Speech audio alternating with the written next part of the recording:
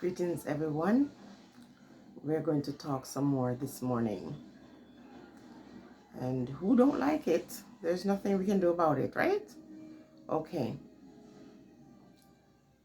Whenever you have situations in your life that are painful, we just can't stay there. We have to get up from there and we have to learn. So let's tackle this one, lessons learned. Okay? If we don't learn the lessons, we repeat them. I do have a habit of repeating uh, those same things that cause me hurt. But I'm learning, and sometimes these things take time. But let me tell you something, regret is a very terrible thing. So I want us to get away from that place where we regret some of the things we do and we correct it. And one of the first ways we can do that is to at least acknowledge the things that break your peace, the individuals who stand in your way of peace. And you do have the power to remove those joy killers. You can break that yoke. Because a lot of time, like I said, when you find yourself with money and you're always throwing your money at other person's problems, what you're essentially doing is destroying yourself. Now we have to get away from that thing where when we leave our place of origin, especially Caribbean and African region, and when we go overseas and we come with this burden that is our responsibility to save the rest. And you have to get out of that mindset. Now, when you have your parents or, the individuals who raise you and so on, it's a good thing if you're in a position where you can assist them. But really, as parents, we're really supposed to set the foundation where our children don't have to see us as a burden to them.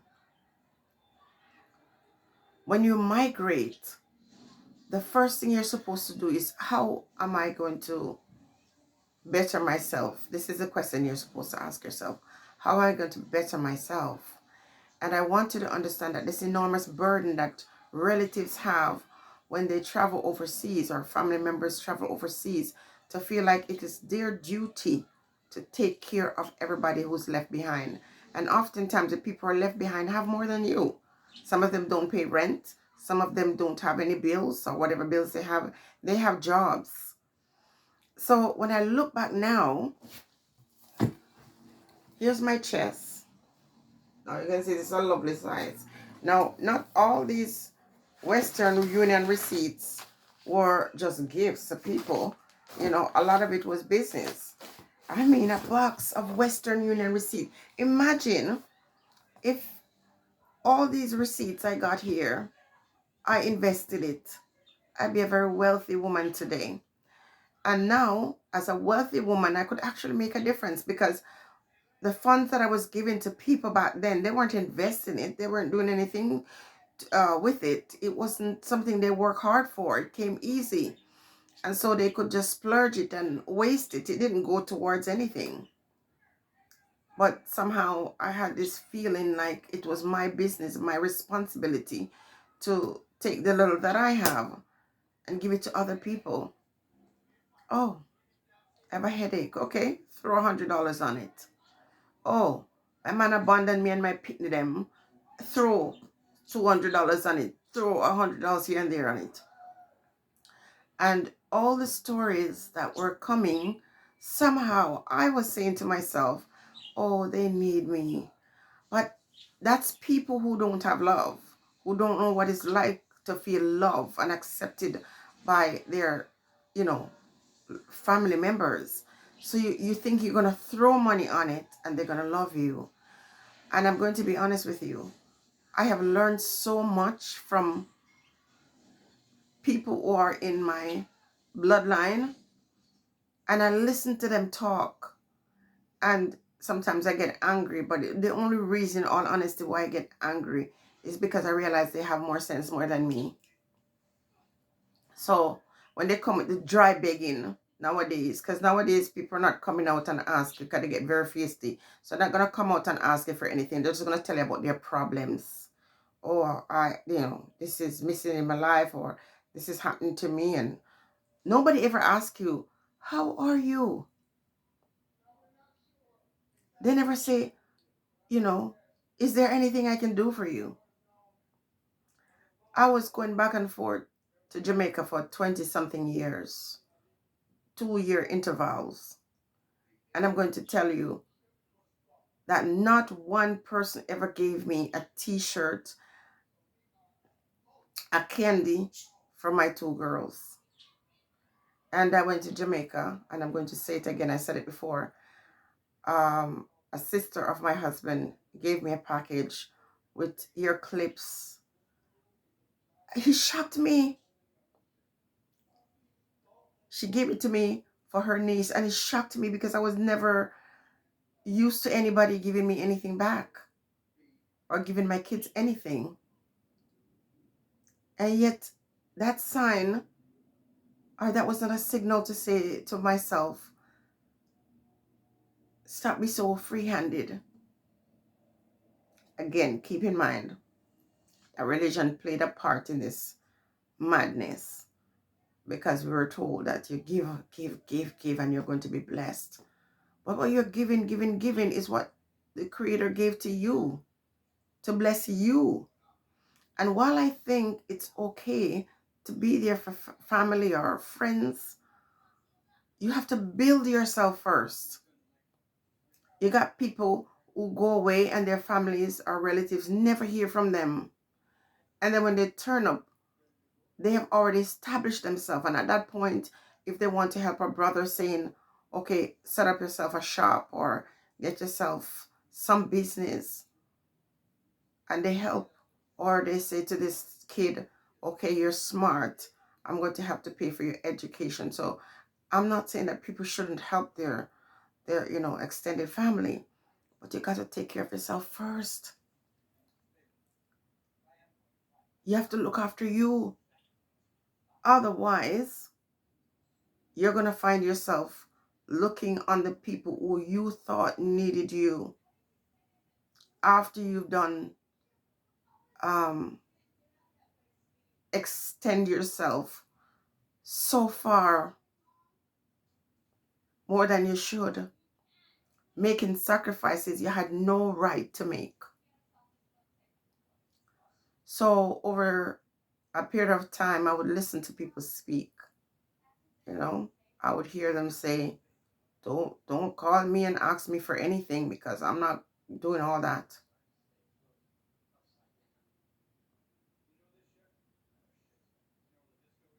Instead of being angry with these ones, learn.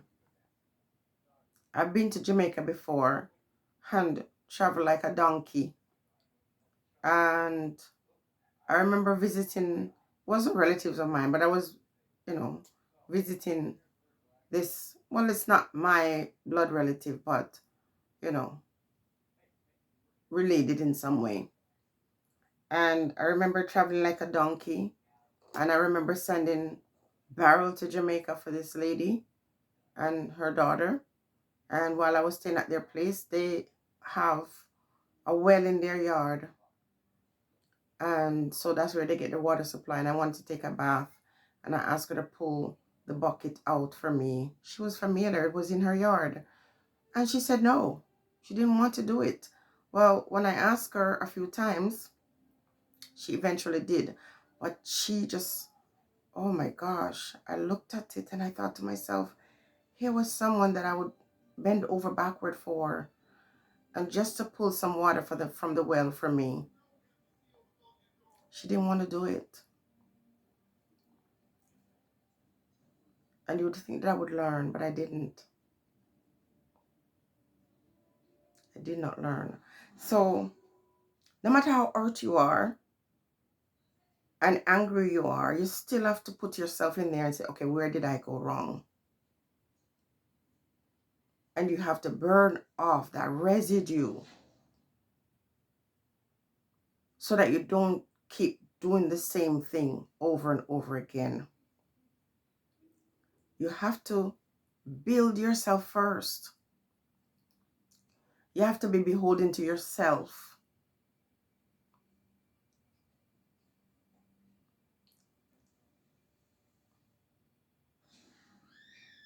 You have to know that nobody needs you. Now, people who are often without love of father and mother tend to overcompensate for that loss by thinking that they can buy love. So you do it in relationships, you do it with friendships. You overcompensate for the loss. And see, a lot of us could use some therapy to understand why you keep doing certain things. After a while, you have to examine that. It used to be so difficult for me to hear about other person's problem and not try to throw money on it. But now it's very easy for me to listen. It's a conversation. You're talking about your issues. It has nothing to do with me.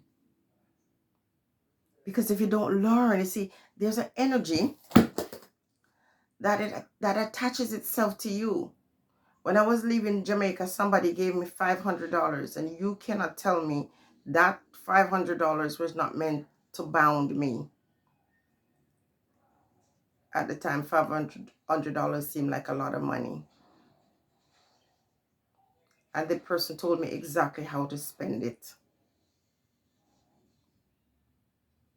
Let me tell you, as soon as I had $1, I had to figure out who I could give 25 cents to. I went to Western Union recently, and when I gave them my phone number, the lady said, "Who are you going to send to?" And when she turned the computer screen to me, it was full, and she was scrolling down, down, down, down, and she was laughing. I said to myself, wow, it's like I was under a spell, people. Like I was under this spell.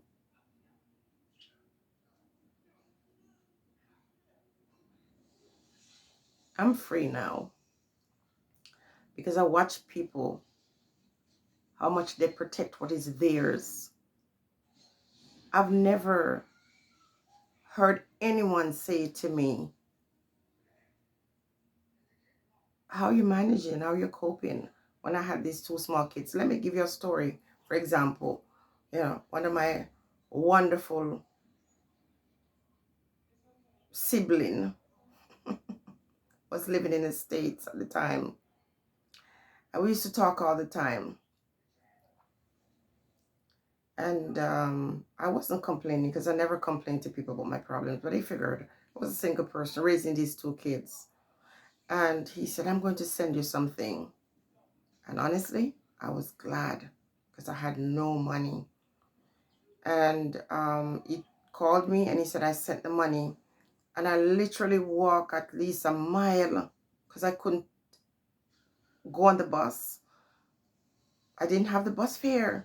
I walked a mile to the Western Union. And when I got there, they said there was nothing there for me. Oh my goodness, I was so hurt. Remember, I didn't ask. So the person called a week later, and he said, "Yeah, I'm so sorry. I got so caught up, I forgot. Go back. I'm going to send it today." I walked another mile the next day. There was no money. So the person at the place felt sorry for me, and the person said, "You know what? Here's the phone number. Don't come back. Just call ahead." And I never heard from that person till years later. And yet that person went to prison, and I was sending money to prison to that person.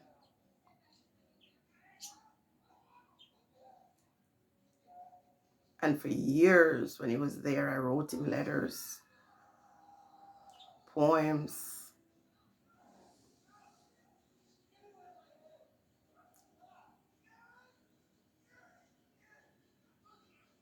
And that person never thought about me. So pretty much what I'm saying is you cannot buy love. You cannot make anybody love you. If you have to pay for it, it's not worth having, to be honest with you. It's not worth it. We have to get to the point where we're putting ourselves first. And we're asking ourselves the question, if tomorrow comes and I am sick, will any of these ones be there for me? And for me now, to be honest, when I saw years pass, 1 year pass, 5 years pass, 6 years pass, 8 years pass, and none of the ones that I felt or at least showed compassion to would have said, I wonder how she is. It was a complete stranger that reached out to me.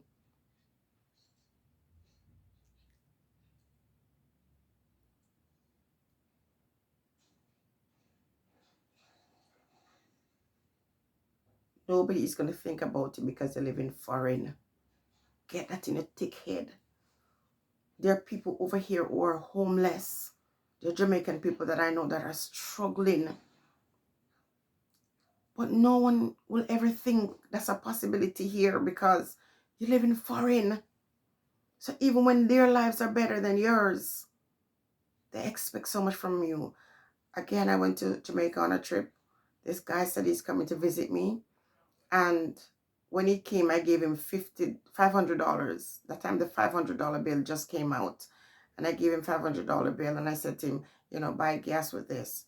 And he was like, oh, we'll see what it can do. Yet it didn't occur to him that you live in Jamaica, bring me some apple, bring me a piece of sugar cane. I give you my $500 and you tell me, oh, we'll see. Obviously, it was not enough for him.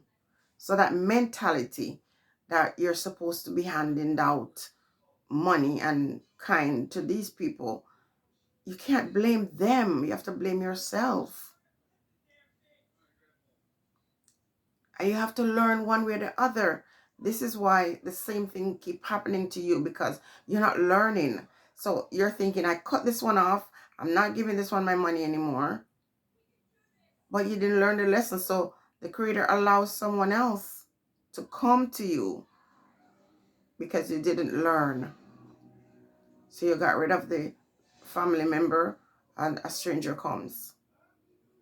And you're still not learning. You're beholden to yourself. You're supposed to secure your future. Because if everything is going well with you today, it just take a day when illness befalls you. And then suddenly everything falls apart. And who can you turn to? None of these ones. You can't turn to them. Listen, 2006, I went to Jamaica. And my favorite sibling, and I cussed him out. And I talked to him, but I cussed him out about it. To say, he never came to see me in an entire year. You would think that I would learn.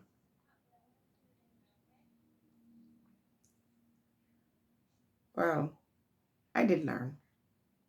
But still, I shifted it from them and I placed it elsewhere. It doesn't matter how old you are. When you're seeking the love of your family and your friends, you do crazy things. Sometimes, women stop doing all that for relatives or family, but then they start do it to men. They meet men and they give men everything, the men in their lives, everything that they have. Listen, be wary of people who are takers, first and foremost. They just have the propensity to just receive. They don't give. And if you listen carefully to them, these ones who are takers, you start talking about your problem and see how soon that conversation ends. They're going to have the phone is going to ring, somebody's going to call, they're going to go. They don't have time for you and your problems.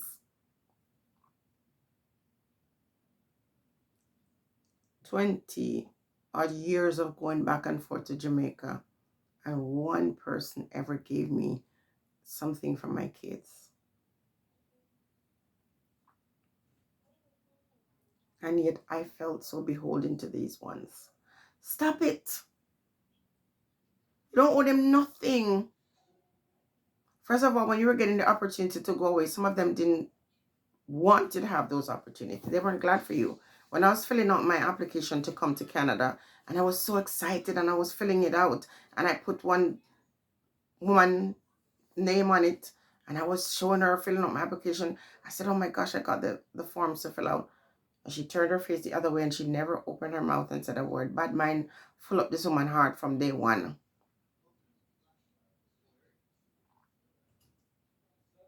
But no, you have to get close. You have to get them to love you. You have to buy their love. They'll never give it to you. Get over it. They will never be able to love you.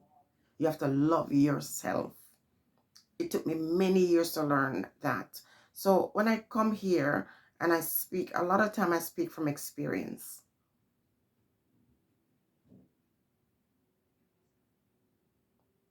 And I do understand those void, that empty spot in your heart, that desire to feel love. Sometimes you'll never ever find that. People pretend for a while until they realize that there's nothing in it for them. They don't want to see you or hear from you. It happens to me all the time. It happened to me recently. The old stupid me was so free-handed, decided that I'm not going to empty my heart and my soul to anybody anymore. And definitely not about to empty my pocketbook for individuals who would never check upon me to see if I'm okay. You're not beholden to them. Build yourself first. If I had this in a bank account, I'd be wealthy. This stuff is not strangers, because I got another box for that too. But I feel okay with that, with the strangers, because now a situation arises and I feel like I want to contribute to that, but I have no expectation of these ones. Because every time I have the expectation of these ones, sometimes I get disappointed. So I have no expectation. They're strangers. More than likely, you will never hear a thank you from most people that you help. They'll never say thank you.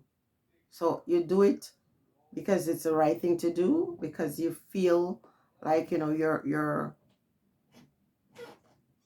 asked to do that.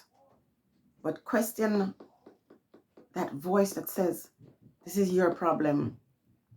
Make sure it is instruction from the Most High, that the Spirit is really asking you to do that. And guess what?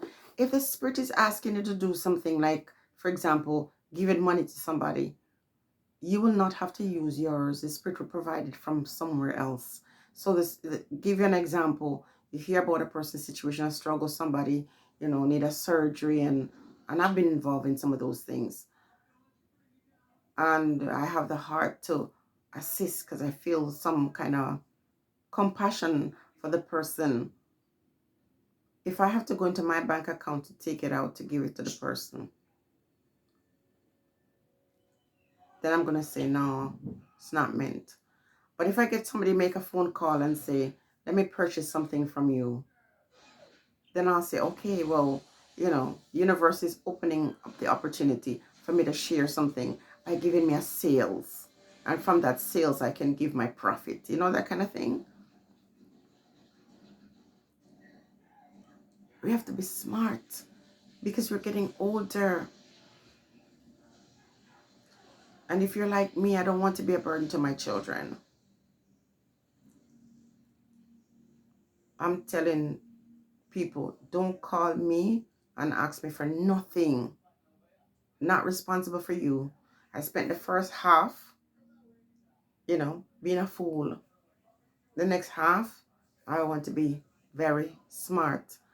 When you have problems, there are a lot of persons, they take themselves away when they see a problem coming or your problem is already there because they're not taking it on. And though you might feel away because you're stupid enough to always think that other people's problem, is yours. You have to appreciate these ones. Say they're smart. But then you don't go and take on theirs, because you do have people who have enough sense to draw themselves from other person's problems. But then they'll go to the same people who make themselves absent and take on their crisis. No one can call me from Jamaica with their problems anymore. My children live here. My partner's here. Nothing that's happening in Jamaica concerns me. And if the universe have a mission for me, I'm going to be given the resources. And that resource has nothing to do with me. It's not going to come from me. It's just going to be available. And I know, okay, this is not mine. So if I wanted to assist somebody and I would pray on it, I say, okay, this person needs this. If you're saying that I should be involved in this, provide the means. That's how I live my life these days. I'm going to wrap up right now to say, listen, if you are a kind-hearted person, don't beat up yourself. Don't feel ashamed. Don't say to yourself, I'm such a fool. Just learn. You can unlearn everything. And let go the whole idea that giving away what you have is a blessing. It's foolishness. Nonsense. Giving away everything you have is what blessing? It's a blessing to the ones who you give it to. So to the people who might be saying, now some of the years, she's saying 20 years, 15 years, it's a long time. Get over it. When you have something this big and you know this is money you spent on trying to do something for you to better yourself, and someone else takes it and has no conscience, then you can talk to me.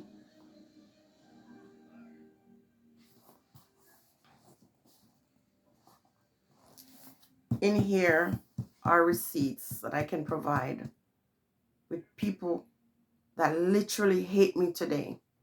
People, when they told me their stories in the past, I felt pity for them.